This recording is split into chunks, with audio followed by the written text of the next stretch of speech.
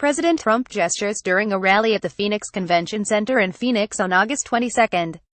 FresoGetty Images It's now looking like there is almost no way Roy Moore will not be the GOP's candidate for Senate in Alabama, after the state Republican Party united behind him Thursday night. And the one man who could have changed that fact, a guy who regularly charges into controversy, can't be bothered to tweet his thoughts about this one.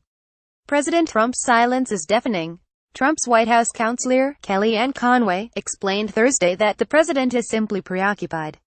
Well, the president made a statement when he was in Asia, and he's been very busy working on explaining to the country exactly what happened in his Asia trip, Conway told Fox News when asked whether Trump would be weighing in on Moore. Since those comments, of course, Trump has found time in his busy schedule to weigh in on UAL misconduct allegations against Sen. Al Franken DMINN. And yet, despite questions about Moore being shouted at him both during that Asia trip and on several occasions since his return 3 days ago, Trump is completely mum. It's understandable why he wouldn't want to weigh in, politically speaking. The president has called the women who accused him of UAL harassment and assault liars, and calling on Moore to step aside would only lead to questions about why Trump believes Moore's accusers but casts doubt upon his own. By contrast, Trump offering anything except a condemnation of Moore would be read as him undercutting the Washington GOP establishment's consensus that Moore needs to go. Trump is also a guy who thrives on going against the grain, against the media and against the GOP establishment, a guy who is always conscious of keeping his base happy.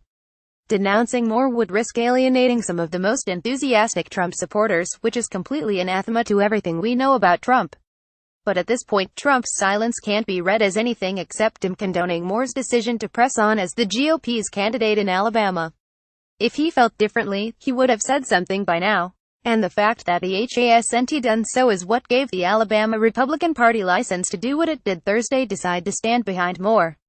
It's that same strategy of constantly minding the base that made Trump the one person who could have forced Moore out of the race.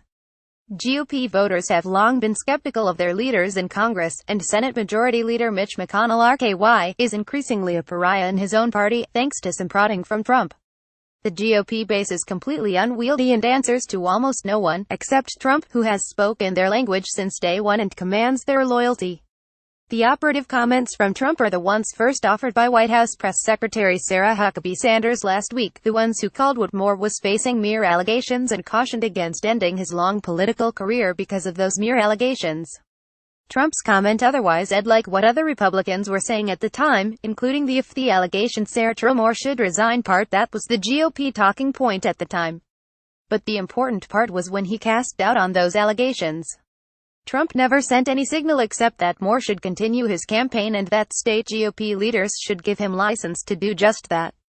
And now Trump has saddled congressional leaders with another massive headache, and maybe even a slimmer majority to pass Trump's own agenda.